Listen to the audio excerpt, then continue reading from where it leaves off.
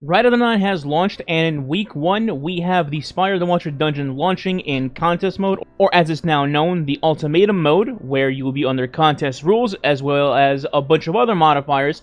And for your rewards, you can get adept versions of the previously released Spire weapons with different new roles, as well as getting adept versions, and on top of that, you can also get the shiny version, or as Bungie calls it now, the holofoil version. You can get this in normal form and adept as well. Before getting into the actual dungeon and tips on that, I want to talk about two things real quick. First up, team comp. In my opinion, the best team comp you could bring into this dungeon is going to be either 2 Titans and 1 Warlock, or 2 Warlocks and 1 Titan. Specifically, I'm talking about bringing Sanguine Warlocks for boss damage phases, and then bringing in Titans for the massive damage from Thunder Crash. Now, in terms of mods, I want to talk about resists first. You want to specifically bring in Solar and Void Resist, and I mean heavy on the Void Resist in this dungeon.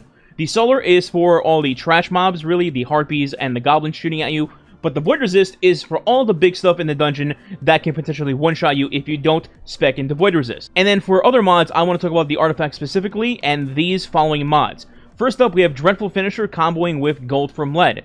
This is great because Dreadful Finisher allows you to replenish any special ammo that you're using. Every time that you make special ammo, Gold from Lead can proc and give you heavy ammo. And the other combo that's more well-known already is going to be Particle Reconstruction and Limit Break. Now let's jump straight into the dungeon. So the opening section where you play Connected Dots is going to be largely the same, but there's going to be one kind of large twist towards the end.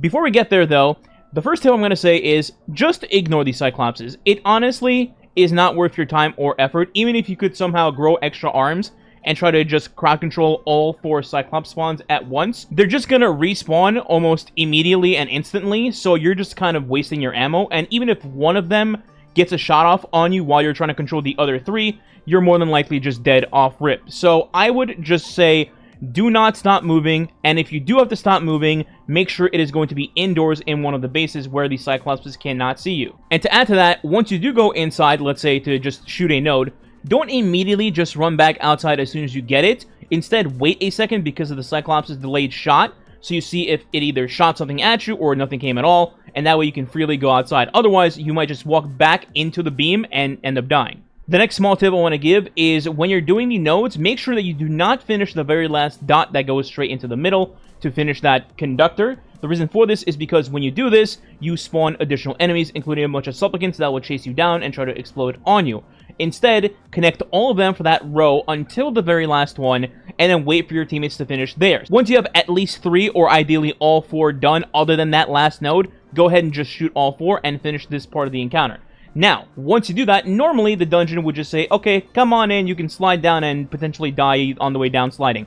Instead, what you have to do first is fight a mini-boss, I would say. Not a full-fledged boss. It's just a really big-ass Hydra with a lot of health. Unfortunately, the Cyclopses do not go away during this portion of the fight, so we're going to have to utilize our indoors once again to not get shot by the Cyclopses and to also take down the Hydra. This is also where you would utilize your supers, your well, your Thunder Crash, etc. And also, when you do go inside, I would highly recommend putting up a barricade somewhat close to the entrance where you can actually see the Hydra. That way, if a Cyclops happens to shoot at you, it will shoot towards the barricade, and then you can step back a foot or 2 behind the barricade and still shoot the Hydra boss to take it down. I personally like using the base on the left-hand side as it's 2 buildings connected to each other, and you can have 2 different entrances going in. That way you can be shooting the Hydra, and if you think there's all the Cyclopses just beaming down on you at once, you can go to the other entrance and kind of take aggro there for a second, and then go back in, and then go back to the original spot to keep shooting the Hydra. There isn't much more to this, just keep your feet moving, avoid Cyclopses and Supplicants, and then kill the Hydra to move on. Moving along from the opening, now we're in Encounter 1, and here, again, you have a little bit of a twist towards the end. The encounter is mostly the same, except the ending of each floor, where you normally would just shoot the nodes and then go upwards on the lift. Instead, what you have to do is shoot the nodes, but additionally, the lift won't open until you kill a certain set of enemies that spawn as you're finishing your nodes. There's also one more monkey wrench as you're doing this encounter, and that's going to be the detainment Vex that you're going to see around the arena as you're getting these nodes. These are the ones from the Vexcalibur mission that will, well, detain you, and that can potentially get you killed very easily. There's only a couple of them in each floor, so it's not that big of a deal, but make sure that you do look out for them because they can easily wipe your team. You should also be mindful that starting from this encounter all the way to the final boss, there is a tier system based on score to giving you rewards. So if you don't die, you'll be on gold tier 2. If you get 1 death, you fall to gold tier 1. That's not a big deal. You still get gold, you're fine. But if you have 2 deaths in an encounter, then you fall to silver, which will affect your rewards, and typically, if you're going for the rewards in this dungeon, that would be a wipe, you have to restart. Back to the encounter though. The number 1 weapon I'm going to suggest for everybody on your fire team to use in this fight is going to be Microcosm. You see, when you start shooting your nodes and progressing the encounter, Hydras will start spawning in the arena in the sky, trying to kill you. Microcosm is specifically a weapon designed to destroy enemies with shields, and guess what? Hydras are just that. It will absolutely shred right through them and take care of them with ease. As an added bonus, on the second floor of this encounter, the mini-boss at the end, once you've gotten all your nodes, is a Hydra. So again, Microcosm will come into play. As for floor 1 and 3, on the first floor, when you get to the end, there'll be 3 yellow bar harpies to shoot. Nothing crazy there. There'll be some supplicants, but the harpies are pretty much just kind of floating there waiting for you to kill them. And then on floor 3, as you get to the end, 1 giant-ass Minotaur will spawn in, and again, he's kind of just a bullet sponge, so you can pop Well here, Thunder Crash, etc. to take care of him, and then the encounter is complete. Now we're off to Encounter 2, aka the first boss of the dungeon. For this encounter, the enemies are exactly the same as the normal Spire the Watcher boss fight. Akelos is the same, the Harpies, the Minotaurs, the Goblins, they're all the same. The only one mechanic change to this fight is going to be a symbol system in the center of the arena. So normally in this encounter, you would just simply get the buff for the Minotaur and then start spraying all 4 of the nodes in the middle, and then split off to complete your conductor side, and eventually meet up on the 4th one to do damage. You can still do that, but you have to do things a little bit differently. You see, there's going to be a rotation of these symbols in the middle between triangle, diamond, and square, and based on that, you will have to shoot the nodes in that order. However, we can circumvent this a little bit. You see, we have to close the nodes in this order, but the game doesn't say anything about edging them, and we all know how much Destiny 2 players love edging. So what we do is we do the boss fight exactly the same as we would on normal mode, except instead of shooting the final node all freely, we would just edge the final node but not shoot it. Then, once all 4 sides are complete to that point, we go to the middle, we see what the order is. Let's say it's triple square and a triangle. You will look at all 4 corners, see which one is the triangle, the odd one out, and then you would shoot the other 3 first, because they would all be the squares.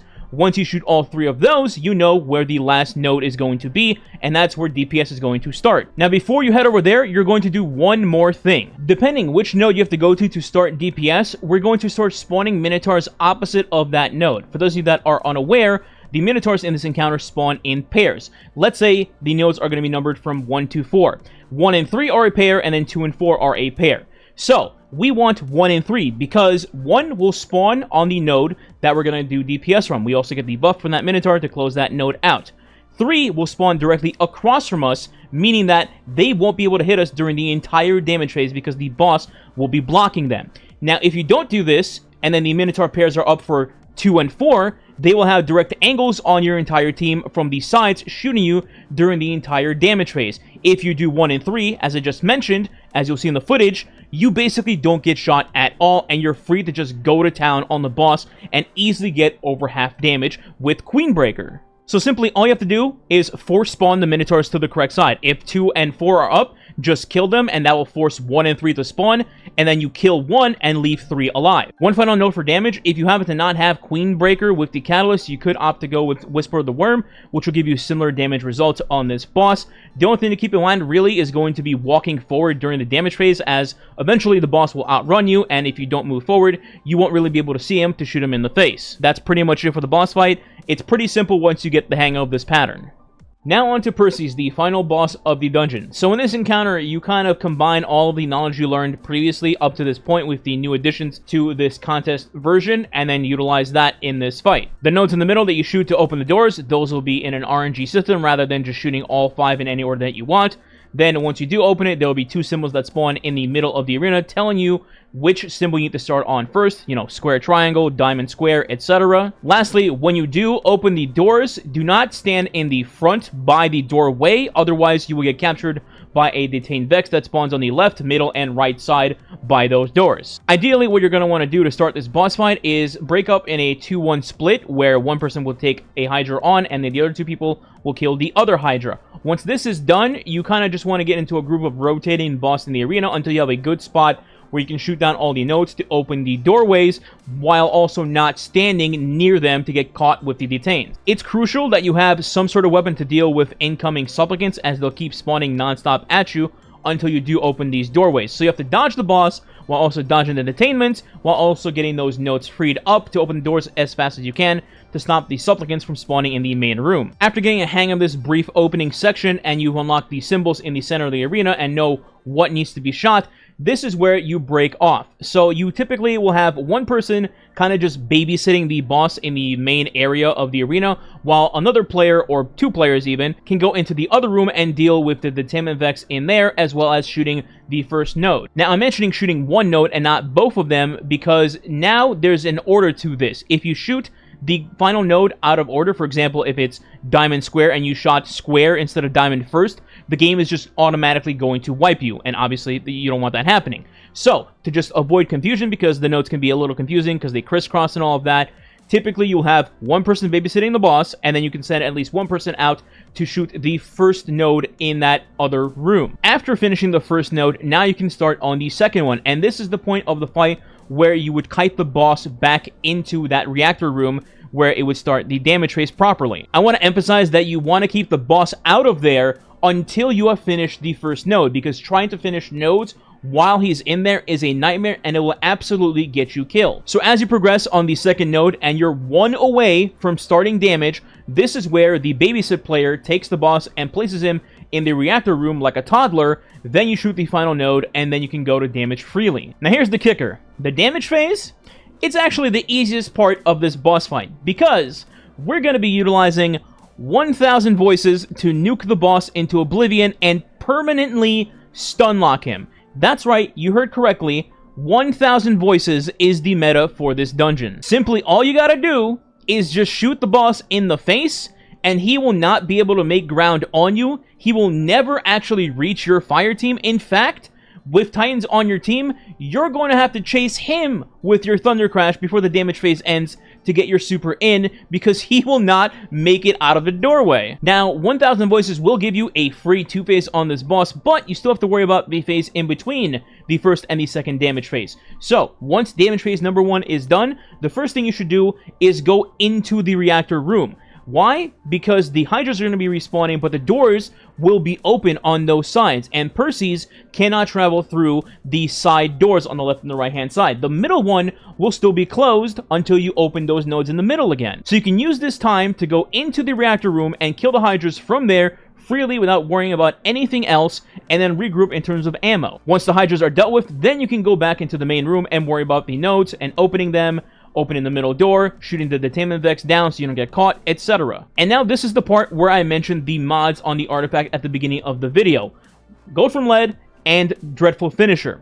The Minotaurs spawn continuously in this boss fight. So the left and the right one, you just keep killing them in pairs and they will keep respawning. So all you gotta do at this point is put on some scab boots when you're not in a damage phase, and don't forget like an idiot like myself, and then go and keep finishing these Minotaurs and making green bricks. Every time you make a green brick, pick it up and hope that the Gold from Lead perk will proc, and then you get heavy ammo. Do this until you get roughly, I'd say, 10 shots of 1k voices back. Once you do, make sure that you have your super, and then rinse repeat the process that you did in phase 1. And then rinse repeat the process with 1,000 voices to send this man to Uganda. And that is the full guide to the contest ultimatum version of Spire of the Watcher. And hopefully this helps you guys get your clears or your holofalls, whatever you're farming for. If you did enjoy the video, please consider subscribing today. It does help the channel grow and is much appreciated. If you want to go the extra mile, you can leave a like and or comment below as well. If you don't know what to leave as a comment, you could leave 1,000 voices as the comment. Thanks for watching. Catch you next time.